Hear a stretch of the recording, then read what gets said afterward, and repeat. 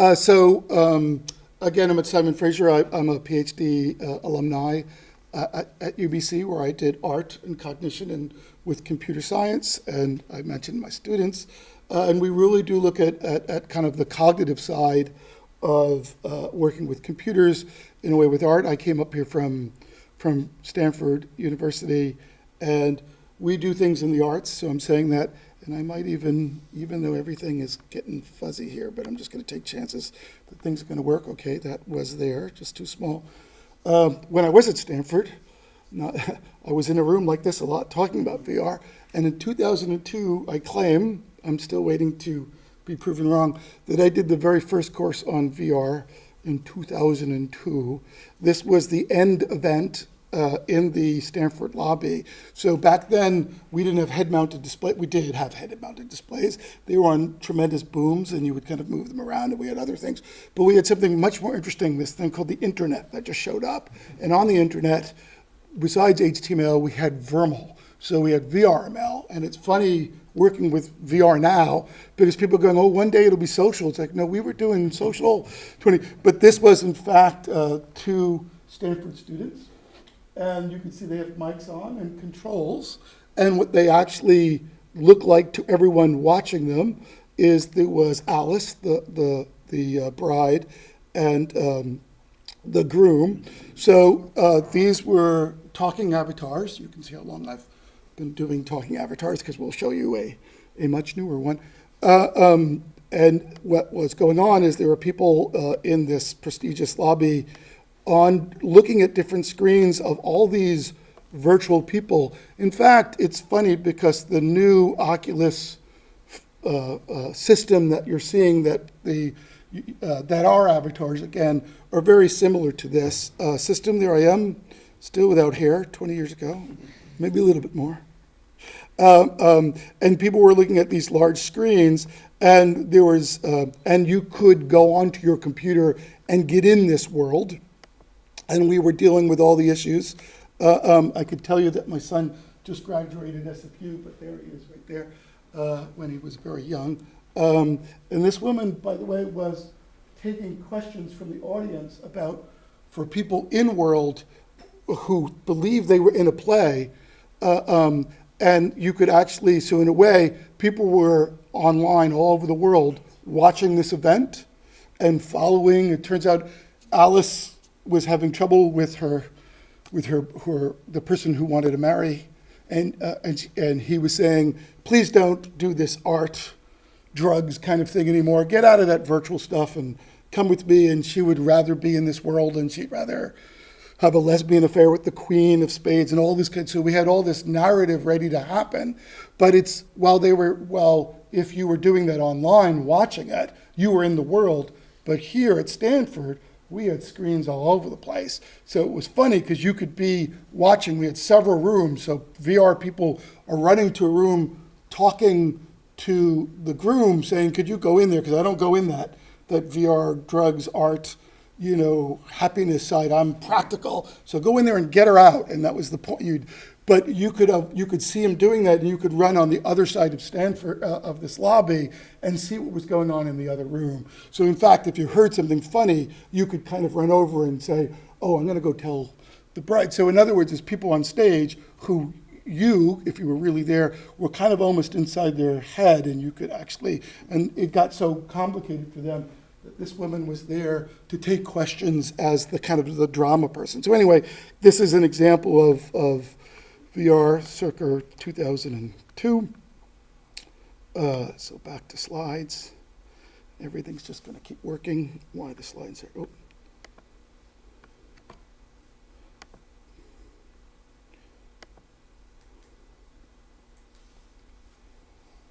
black. We don't know why it's black. I hit more buttons, it catches up. Okay, screen. So, good.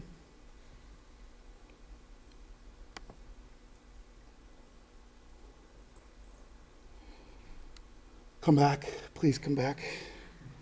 Okay, if I change it, it comes back. So again, we're thinking about expression, emotion, gesture, personality, and then even bigger things like behavior and creativity. And one thing that comes in with creativity is now that everything, just like with Alice, doesn't have to be realistic. It can be artistic and in other ways. So we're looking at that, moving from communication to expression.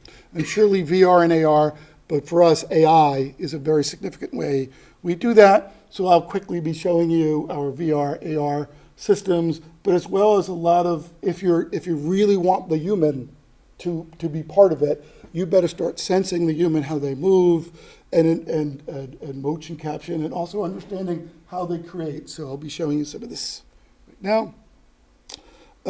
So the other thing I'm going to try and add, a few things here, is what is bioresponsive, and how do we add that?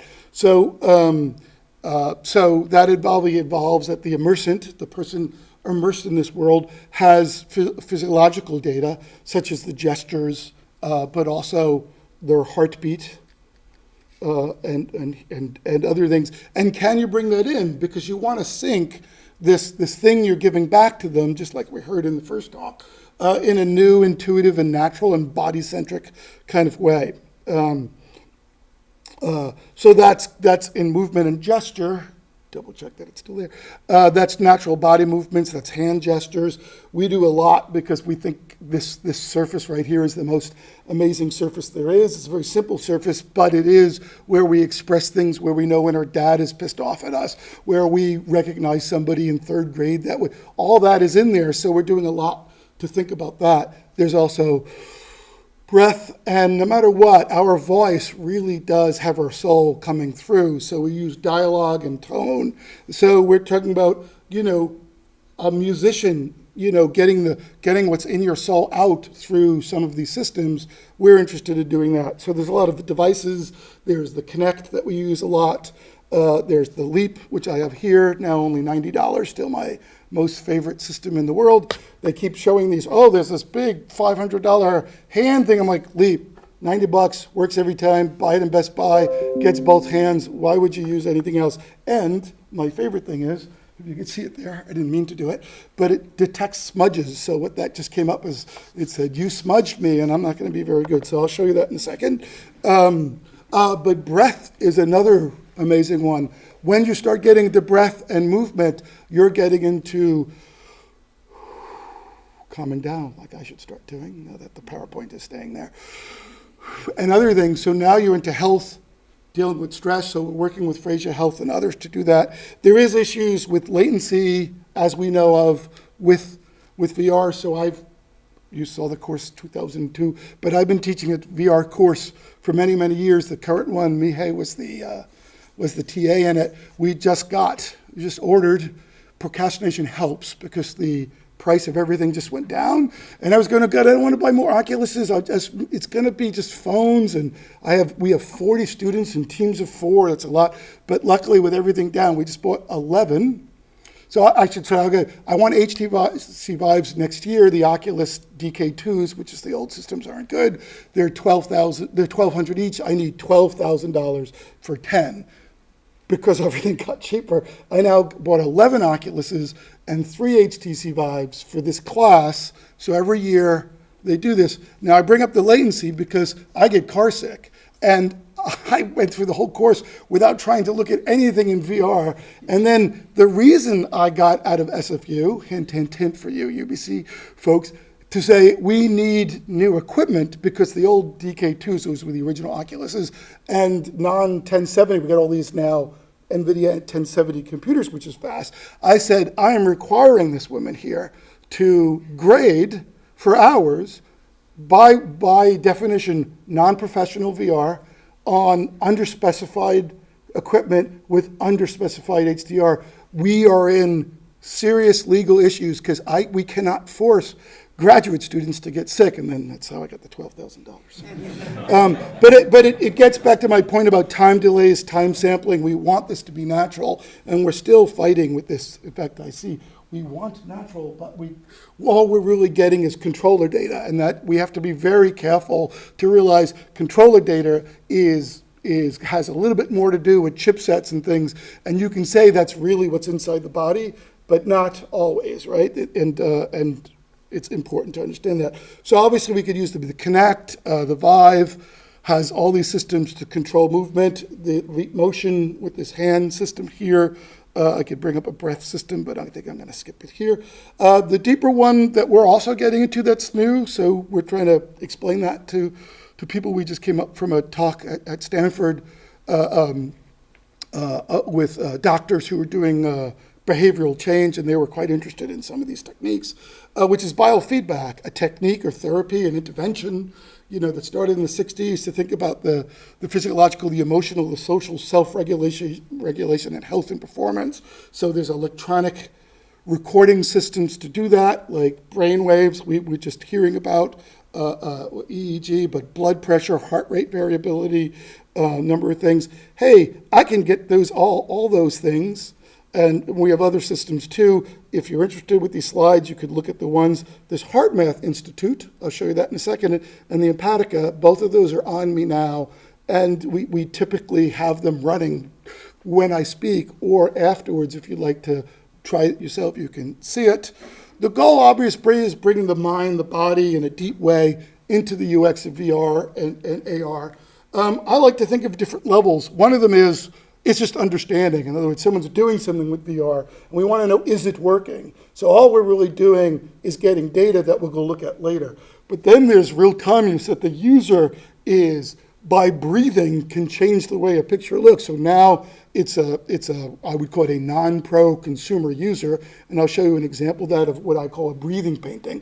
You look at this painting, and if you breathe to it, it will change.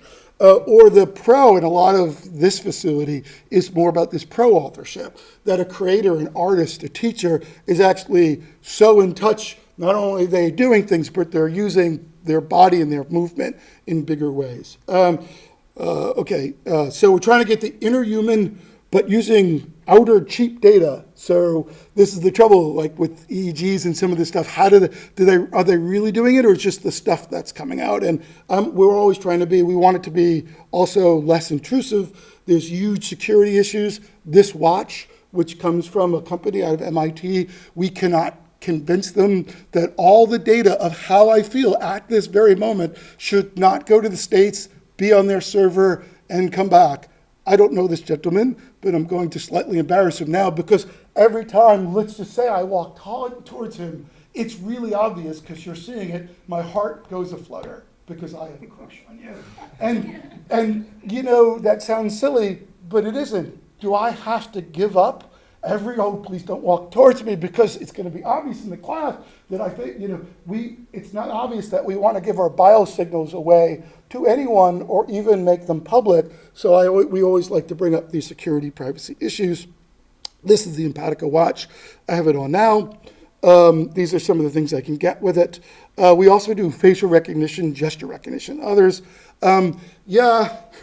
We sometimes trying to do this stuff live. We have some of this live. But this so my new thing is to record myself during a talk, so the next talk I can show you what it was like when I gave a talk. So we were recently in London giving a talk there. This is my galvanic response, which got, I think, a little bit more active as it went on, heart rate and other things. So this is what you can see from this work, and I'll show you demos of it. This is $2,000. There's one at Stanford. There's probably one at UBC. It's a lot of money. Why would you pay $2,000 for a watch like this? Because you're getting biomedical grade data, because sometimes this data, as you guys know, is like you're going, I wonder what isn't working, and you're realizing, the Fitbit doesn't even give me. So this is the Apple Watch or the Fitbit of 5 years from now. And in a place like here, you want to know that's not where the problem is. You're at least getting good data. It still messes up all the time. We have people hitting the button right in the middle of a long experiment. They were, you have to worry about how much, we were talking to them and they said, is there computers in the room? It's like, yes, there are computers in the room. We are computer researchers. Like, then it's probably dry. Could you use a humidifier? It's like, no, humidifiers in your room with computers we won't do. So it's not perfect. This, however, which I have on my ear, I will show you, is totally perfect. $150, HeartMath. It's to calm you down. It only does heart rate and heart rate variability. But But we love it compared to this because once I have it on my, so it's Bluetoothing to the computer. So there's nothing there, and I don't even feel it or notice it. All these devices, if you move around quick, there's issues. So it's still early days. This is heart rate variability. It's of my beating of my heart. How does it change? And there's surely a lot of evidence if it's irregular in certain ways that this is sympathetic, parasympathetic, and you could really be if you can calm your heart rate. So breathing is a really good way to work with your heart, and it's been proven that it works. So we could bring this into VR systems, and I'll be showing some of that. So then we have, what we're trying to do is a framework, because everyone's doing this piecemeal. How do you put this all together where you have the Immersence body data, real-time sensing technologies that could be around, the 3D environment, and what comes back at you, whether it's a meditative, therapeutic, educational. We're kind of thinking through these issues. I will show you an example, if everything continues to keep working, of Mihai. And so this is Unity with popcorn effects, which is a very good particle system. We will show you how we want this to be moving paintings soon. But here comes Mihai with the watch on, and she's trying to calm herself a bit. And parts of this, if you're interested, you could put on the watch and try it afterwards. So it's a cloud-like VR space that when you realize, oh, wait a minute, if I calm down, that's me, or maybe it's a version of me. And imagine different pods that you have different things you want to do. When you go there, you're working on that one. We're showing the watch because in this slightly demoed one, we have it more significant and real that we can show you if you come by. The battery is very low. The battery is plugged in. It's not plugged in. Plugged in over there. Sorry. Oh, I got it. Yeah, I got all this stuff on, and the things that are messing up is the plug and PowerPoint. Oh, can I take one of these out? Oh, good, great, thanks. Okay, so sorry, you probably saw it, but I didn't. So what she's doing, okay, yep. So what she's doing here is heart rate. So we're using this more amorphous stuff. One of the things we're slightly interested in is moving away from game level graphics and into art and other things that you feel. Now she'll start breathing, and the blue color is breathing. So she can see heart rate and breathing. Now she could be doing this just to calm herself down and seeing it that way. So this is a quick, I'm gonna keep moving so you got the general idea.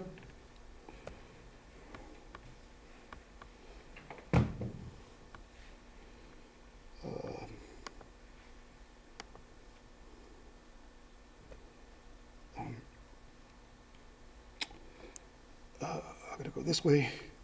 We're looking at, what is that? That's if my hair is standing on end or not. So that is a goosebump sensor, because if you're in awe, goosebumps can happen. So this is colleagues with us that came down to Stanford to give this demonstration of doing all the data that we're supposed to do about when you fly above the earth in a system. Everything's very sensitive today.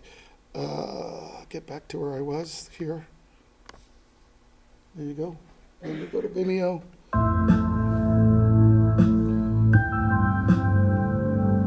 That's our school.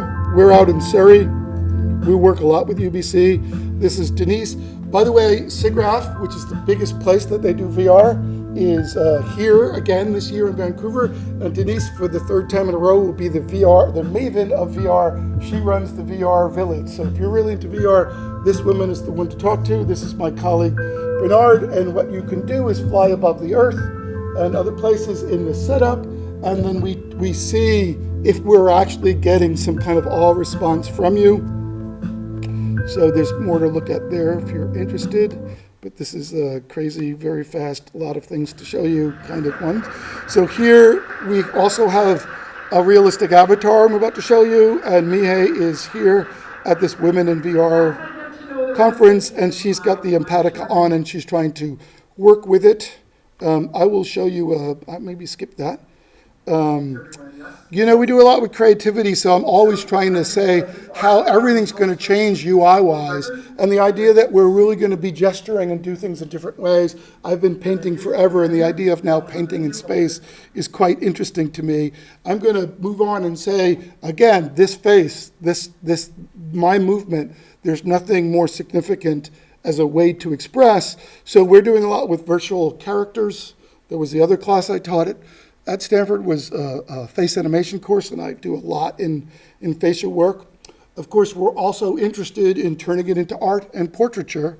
And in this case, we're also, because I'm trying to make this a bioresponsive talk, are tracking that this wonderful PhD who just recently finished working on this, when she smiles, the character smiles back. So it's seeing a smile. It also knows her age and other things about her. We've used this as a trick. It's really when we do some of these studies and you're in front of a character that's just on the screen, you're going to, maybe I shouldn't even look at it. Maybe it even doesn't matter. But when the character says, you know, you should smile, and so, yeah, whatever. And then when you do smile, it goes, that's better. It changes. They're going, oh my God, there's an experience space that it knows. And because we have an eye tracker and all this other stuff on, it calms them way down to just remember it's the quote human to human, even though in this case it's a little bit different. Okay, so here's Nilay, is doing a lot with AI with much better facial recognition systems that even are down to pupil changes. So we think this is very useful because we really give a lot that way. These are the characters we're using. Here's again Mariam showing we put personality into this character. So it's because it's a little bit, she invaded the personal space, so he moved back. We can get eye contact because we have a connect down here and something watching the face there. You can see the connect image there, and even mimicry. So we're trying to build up this particular character in many ways. What she did from a research standpoint is do rock, paper, scissors. So we had people play rock, paper, scissors. Rock, paper, scissors is wonderful because it's turn taking, so you get a lot of data. And there's that anticipation before you go, and then you go, and then the avatar won again, and then is it in his face? So you play this, and then we say, well, who did you think you played? What was their mode? And then we see if that matches. So this is Mariam's thesis, which is on this nonverbal behavior. But Michael, we just got his thesis through, and he's waiting for the external. He's got our very simple eye tracker on that's now doing eye gaze, and he's very into gaming. So the notion is we're making contact, but when you say something to me, I've decided to eye avert, go, and maybe I'll snap back and go, I don't know, what would you do? And we do this amazingly well, but our game characters and our educational systems and what's going to happen soon in that next room where it's not always going to be a live professor, but sometimes it's a live professor coding maybe an avatar, right? So we're doing that. We're down to like real details. So our postdoc is literally thinking about how the character breathes because you really don't talk correctly and it won't be fully natural. So this is the geeky low level we're into.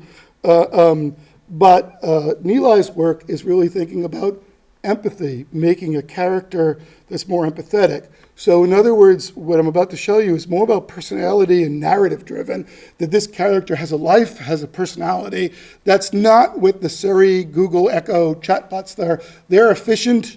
They only know pretty much what you just said, and they're going to give you a good answer. It's like, oh, sure, do you want a pizza? I know before I can answer that, I have to ask you what size and what type. Okay, you filled in size and type and when. Now I can answer you. And the next thing you say, I don't even knew you existed before. So we're thinking more about a whole personality system. It's obviously quite big on cognitive. So I will show you the demo. So we have a lot of papers on that. And Nilay's ready to help me if anything busts, but I think we're okay because we're doing a lot live and hopefully this is going to work. So I'm going to bring up our something like Unity system. I'm going to turn on the speech relay system. I am going to load the character. So this is still an effort by a lot of people. This is using text-to-speech, which is not as natural. There's going to be some great strides, we believe, soon in much more natural text-to-speech, but you'll see that that is a bit of an issue. I maybe have too many things on in the background. So there he is. Not a great, he's a little bit foreboding. That looks like the old one. Oh, maybe I didn't click on the new one? Sorry, can't be old, Brad. Do you want to just bring up the new one? Okay, so again, we have a demo that we can show you where you could use the watch, and it's breathing. No, it's heart rate. Yeah, I do this terrible thing with my students is when I bring them in for my VR class and we show them this, I always decide who, imagine with you, who is the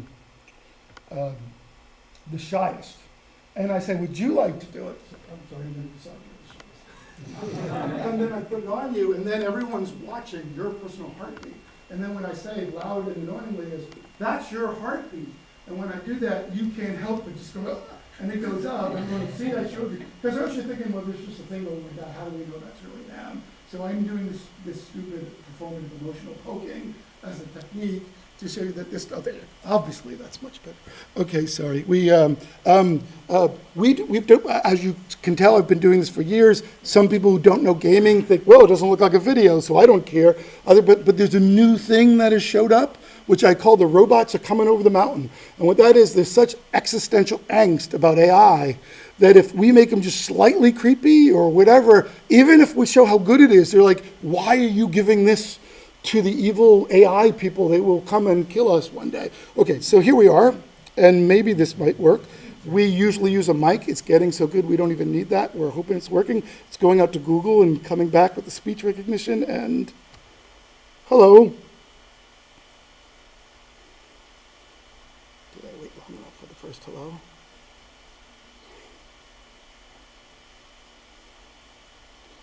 I'm sorry, I do not know much about that. Okay, so I messed them up, so I'll try it again. What's your name? I'm Joey. Call me Joey, Oh, that's boss. funny. We got. Some Oh, call do I me have the other Joey, one boss. on? Oh, that would be funny. If there's. Oh, yeah. I should kill the. Which one? This one is. Oh, good. He's still there. Okay, so that's two bots. Okay, that was odd. I lost my window.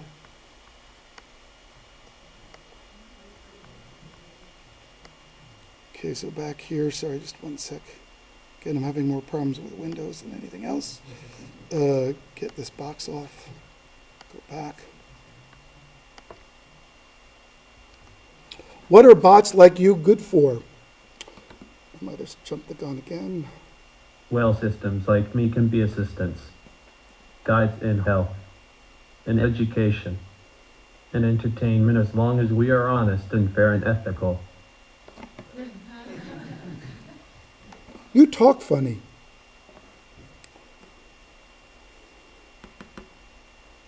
So the delay is a little bit much that we're working on. I am using a text-to-speech engine, where it is quite monotone. My researchers are looking to make my voice and mainly my inflections way better. The main way is for me to understand my emotions and your emotions, and getting that in my voice and my reasoning. It's got a lot of New It Jersey is in it. called tone analysis. I Can't might figure be out able why, soon but we're trying to to see your emotion in your face and the way you talk to me. talk to me. So you could see, and a lot of this is a whole bunch of different AI. So we think text-to-speech will be better. Surely we could actually use our own voices. It just means we're not as dynamic as we'd want to be. I'm going to load a camera. And go closer in on his face, which is just head, shoulders. Because I want to show you he's quite realistic, you know. So I'll just say, hey, are there health applications?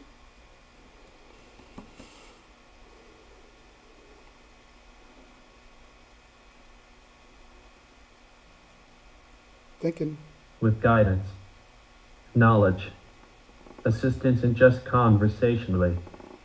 So, for instance, I can allow an older person to stay in their home and stay independent by being their assistant, reminding them of their schedule on daily activities, when they need to take their medications, and always there to help 24/7. It's really odd when your life is making some kind of art. We heard from the group, the first group, that they do art. You make art, and all of a sudden you used to kind of go, let me tell you what this art does. He can be used, and then I go, wait a minute, I could just have him tell you. So I keep switching everything I would normally tell you about him, and I just ask him, and he answers it. So he's talking about health now. It's one of the big areas that we're looking at. We're especially, and Kelly Booth here at CS and others are very much interested in technology for independence of older people. So you want to stay as a widower, she's getting cognitive decline, she really wants to stay in her home. Brad's there for her, he's on her TV, he's on her watch, and every morning he kind of goes, it's Monday, kids aren't coming till Wednesday, and you got to eat because the blood sugar is real. Any other question? Now, some of you newfangled young people are used to doing it with other techniques, but this conversational way makes a lot more sense with older people. Now, there's issues, but I just showed you with Nilay that when, and here's my webcam right, when it's saying it's Monday, how you feeling today? And he notices, because he says the same thing, and that's a big thing with autism and others, he's just ready to always help you, always repeat, never get frustrated, blah, blah, blah. But he's noticing, you're slurring your words on the way back. I think you might have had a minor stroke. I'm going to make a phone call, right? So this is the system we're talking about, and this is where this watch and other things, because one of the things is, oh my God, you've fallen on the ground, I have. You're hyperventilating. Get over to the TV and watch me, breathe with me, because you have your watch on and I can know how to do this. So these are the kinds of things we're thinking of. He's talking about AI right now. This is not scripted. So I'm just going to confuse him by saying something ridiculous, but he knows, because this is how Nilay has built this, that it's topic-based. He knows these local topics. He knows how to move through them. He knows how to jump to other ones. So we're trying to build it up in a reasonable way. Eventually, full empathy, which means he's got a whole sub-engine trying to say, oh, that's me. That's happening to me. I got kicked. And that sub-engine will kind of go, well, it should be a response. Oh, you got kicked. Ouch! Because you feel, so he feels that. But anyway, so he was just talking about AI, and I'm going to say something ridiculous, and he's going to kind of go, whoa, I don't know what to say, but we were talking about AI. I'll try and bring it back. Hopefully this is going to work. Jabberwocky, Jabberwocky, Jabberwocky. My favorite nonsensical thing to say.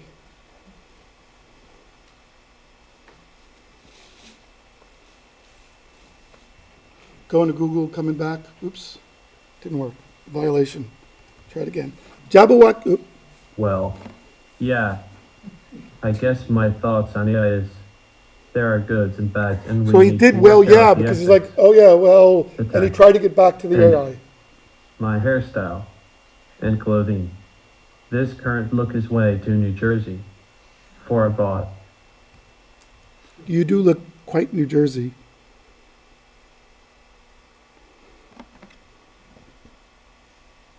Bruce Springsteen is from New Jersey. I am who I am. At least I have a little bit of So that's his mad? personality that you noticed. So we're still working on this gestural stuff. It's pretty hard. By the way, he takes a while. So one of the things we've been watching, if you watch like the hurricanes in Florida, and Anderson Cooper is talking to somebody who's on a satellite phone, well, there's that damn delay. So you notice the anchors, the person in the wind is starting to do this early, meaning to show that, and then as soon as it goes, the trouble is that person actually knows what Anderson has been saying, so it could come right in. And we can't get rid of all of this delay. It's pretty brutal. Speech recognition to text to look up what's the best thing to say. We have the best thing to say. We have 5 different ways of figuring that out. Maybe you should tell a joke. Maybe you should just move on. Maybe you should go to the goal. So we're weighting all those things. Oh, now we know the best thing to say. We gotta turn it into audio. We gotta do the lip sync, and we gotta figure out what gesture to do. So that's what happens in that delay. So we're trying to do something. So we're building and we're building if we knew, we could have a no and yes. So imagine 5 idols of, because it's really bad when you say something and it goes, no, I will be totally, and then I'll go back to, so we're trying to think of, that's really interesting. When do I get data? Okay, yeah, it's coming soon. So, okay, so you can try this later. I'm going to pull out of it, which my favorite is, are you still there?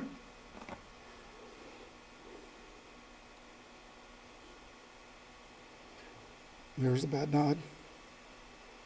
With guidance, Oh, no. knowledge, Okay. and just conversationally. Should have quit when I was So, ahead. for instance, Okay. Again, it freaks half the people out that we show it to, so we're really trying to make it calm. How would you do this? I did it there. It could be there in front of me in AR, and it could be, or just everywhere, or maybe sometimes you see it because that's important for you to see it.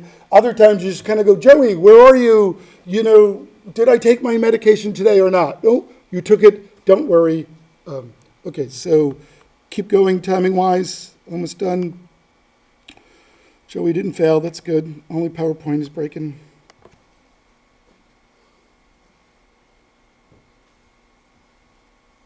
Only PowerPoint is breaking. Okay, good. Lost my slides. One more button.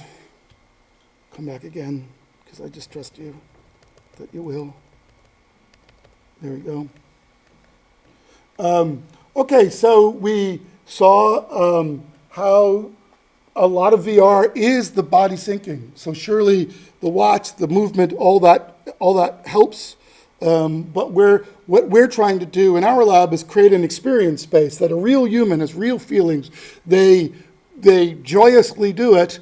Our really big AI systems sit and try and turn, and then whatever comes back, whether it's art or the particle system or anything, an experience space is created for learning, for other things that we might do. We do this in art. We do this in creativity in very big ways. In the UBC Vision Lab with Jim Enns, we have artists who draw something over and over again, and then we try and understand creatively what they're doing. We put that in, we're talking about the shared meeting when Rembrandt, because of who he is, makes something happen by certain techniques, and a universal thing is there, and then somebody 500 years sees it. We know that in the brain, they're mapping some of the same ideas, so we're quite interested in this. This person lived on the farm, so maybe they're seeing wheat or something different, but in the end of the day, this shared meaning happens. This is the world we're in. I just showed you kind of 3D and Unity, but obviously, when you look at those particle systems, this is what we're trying to really make it look like. So we're somewhat world-renowned for understanding artists, working with artists, and making programs that paint on their own. And we have both art shows and other things, 3D, not 3D. Even the notion of if our entity sees the same thing, they might paint it different ways. So those are all the same. This is a piece I did where all of us are on Facebook. Now some of you hopefully will be on my Facebook. And if you're on my Facebook, good luck, because I'm in love with faces and portraiture, and I think it's just kind of fun to steal the most banal version of a portrait compared to like Rembrandt or whatever is your selfie. So I grab selfies, and I did a show that was here at Emily Carr and Woodward's where I took people and I slowly tried to bring out the ghost, because you say you're a person, but you're just a number. I really want to know who you really are. So this is the level of AI art that we're able to do. We're trying to make this more semantic, so she turns almost ghostly, and it does feel like there's hand-drawn stuff in this, but this is all algorithms. We're hoping, so I can vary this, right? This picture is different than this picture. Good. If I can vary it, I could vary it. And now I can do all these things. Art totally engages people. I can take a picture of you and I could try and sell it, or I could have Hockney paint it and people will wait online and pay $1 million for it. So when you're talking about education, some of the things here in health, you're inspired by art. And the other great thing is it isn't words, it isn't exact, it's kinda. And in health and other things, sometimes kinda is what you want, it's a feeling. So we're involved in that. We took all this stuff I did for art reasons, and we put it around a circumspect model and we had people say how they felt about the art, and within that, we got that people felt similar about styles. So we think if you come to a clinic, that we could take your picture, we could have kind of a roughy, crazy version of you and a mellow one, and someone can say, if we do these breathing techniques, can we move you down the line? I'm going to end by showing you some of that. We're also doing something where you literally can move in front of a system, and then everything about who you are, in this case, more movement. We had a $1.8 million grant that has ended, but it was surely nice for the 5 years that we had it, on everything about human movement and obviously being avatars and things. And so some of it is literally to get people to move and understanding movement. So we have you move in front of a sensor for 5 seconds. We track everything about it, and we turn that, and we track that, and we turn that into art. So whether you like that or not, that's the kind you do. You're going, oh, that's nice. And you go, that's you. It's like, oh, what can you do? Can you make something here? It's like, yeah, move your hand there. The new work that you're starting to see that I'm presenting today is some of these things are your heartbeat. Some of these things, how you feel today. Some of these things during an interview, like an artist would do, we would put that in. So this is considered happy, where we could have used the happy, it's the one down there, but we use calm here and sure. This is where we think there's health applications. We're working on abstractions. This is me. At any level, that's still me. So we're doing every level, and we're understanding breaststroke and all that kind of work. So we do it with dancing, with everything else. I'm going to quickly, and we can do it any level. Imagine back to the VR AI world. You're in a world and there's these funny 3D pyramids around. And because you say your issue is so-and-so, one of the pyramids raises up to be this character, maybe this one, says something profoundly Freudian to you that affects your life, and then goes back down again. So this is at least the area we're generally in. Mirrors of you in different kinds of ways. There's me, and one of the things we could do, hallucinating via the nature that I love. So you're seeing trees and grass and vines and me at the same time. I'll leave out the, I had to go to Facebook, and they love the face stuff. I'm going, what else can I do with Facebook? So I tried to show them that I could turn a Facebook post. If you know, Jan LeCun, who's on my Facebook, is head of AI at Facebook. So he just was saying, hey, the New York Times has a nice portrait about Terry. They described him as surprisingly normal. And this is what nerds have to say with nerds about how the public. So we said, hey, I'll turn that into a poem. I'll show you a different version of it. This is a poem, Swatch, Much, Church. You could see we AI that rather than meaning in this case. And that's this red line here. So we're kind of, I know it's odd and strange, and that's why we are strange and we have all this weird stuff, but this is an experience space of this poem. And if it's actually something about your mother who's dead and it's a memorial and you're going to make a VR space about it, you know, come talk to us. Again, ending with some of the stuff, because she's activating, we're dealing with, Mihei's work has a lot to do with nature, particles moving away from game-like graphics to be able to control this level of work. When you see some of these things, we don't want to do rooms. We're thinking you're seeing these Vernode spheres.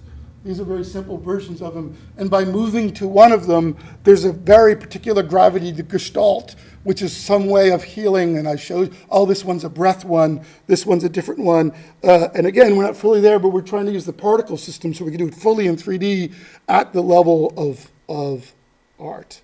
So I have one more thing to show, but I think I'm kind of going over. So maybe I'll do it while we take questions. Is that all right? Sure. Okay. Awesome. Thank you. Please give it up for Steve.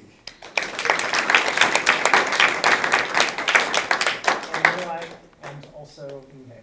Yes. Yes. Okay, so we have enough time for maybe a question or two. Any questions? Oh, many questions. Especially that team. So I didn't show you the moving leap motion, so I at least want to show you that a little bit. Nature tree. Still my favorite, $90. That looks like it's really big, and I probably just broke it, but what can we do? No idea why the screen is tremendously large. Okay, that's good. And then get me to the top, Oh, please. Teresa, question. Yeah, so you've been doing a lot with visual art, but have you been playing around with audio and like the other senses? Well, I guess VR is a lot more visual. We do. So we're quite multimodal, although I have colleagues, and we're all part of Magic too at UBC, so that's another way to work with us. Philippe, who most of the AI gang is music and thinking and composing. So all this stuff in the creativity space, say you're going to work. So that is us. So big data and AI, we have big data, 52 gigabytes of data of every piece of art ever made in the world, more Western and more modern. That is trained on modern art and hallucinating. So if you know, if you know Street View is taking pictures and it's learning by going up this neural network. And if a label says that's a face, then it knows to blur that, or if that's a license plate.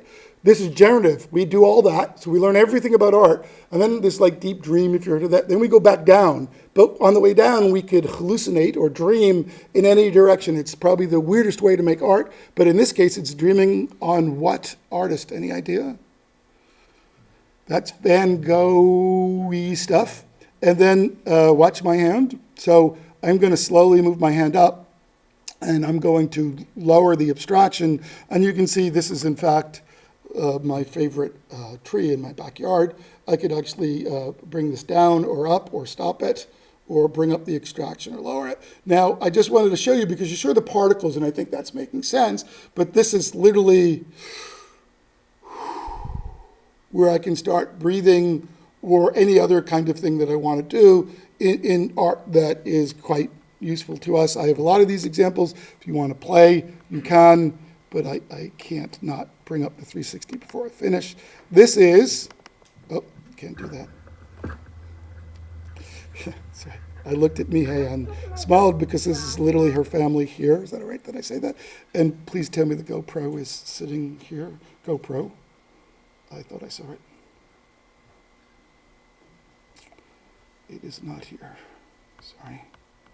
I'm sure it is, and I just can't see it. Go Pro. So I'm just bringing up a VR player. So we do a lot in 360. I forgot to mention that we just won this really nice grant by 800 people applied. Ooh, that doesn't look good. Okay. Maybe I won't do this. Maybe I'll just show it to you not fully 3D. So I can't move it around then. But we're adding Aren't your hands? AI painting to art. And I know a lot of people think that doing this is the greatest thing in the world. I've done every kind of VR there is. It's all just graphics to me. It's in Montreal, putting it on the hugest screen ever and having a rave and VR and everything else. In this case, which unfortunately, I can show it to you later, I just want to be careful about timing. What we do there is we use Little Planet. And you see everything, but the thing you're most interested is oozing in your face in a funny way, and then we kind of move it around. We don't always do everything, even though I told you we have all those Oculuses now. So the grant we just won is a Google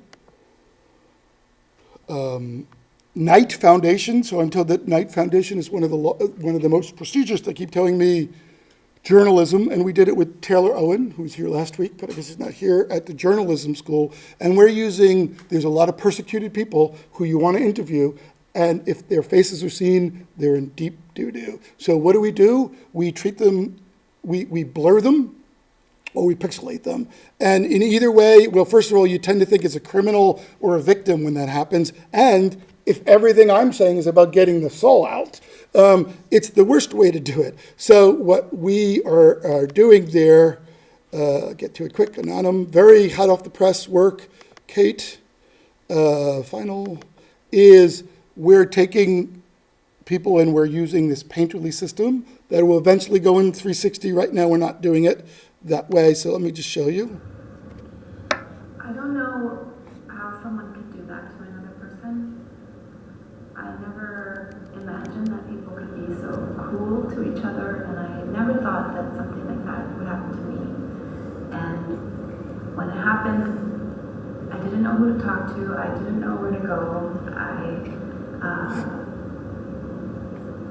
I ended up going to the wrong person to tell them what happened. So this could be that you walk around this person and see them in 3D. So this is bringing anonymization in a strong way. Now, because everything I've tried to tell you is about signals that are cognitive and can vary, we would use an AI tone analysis system. So when she's very nervous, we change the colors to more red and back. So I was right here next to Wade Davis's office, which is in the building over here, and we were being interviewed, and they said, why is this, would be better, you think that you could get it as good as not having the pixelation on it, like a real, how they really are. And I said, I think we can do better, because art is about getting the inside out. And I don't know that we're there, but I'm very happy with this one, that the way she flicks her hair, the way she blinks, that it's coming through. So art, which we do a lot of, and you guys do a lot of, is getting the outer resemblance. We all know that. But it really is getting the inner resemblance too.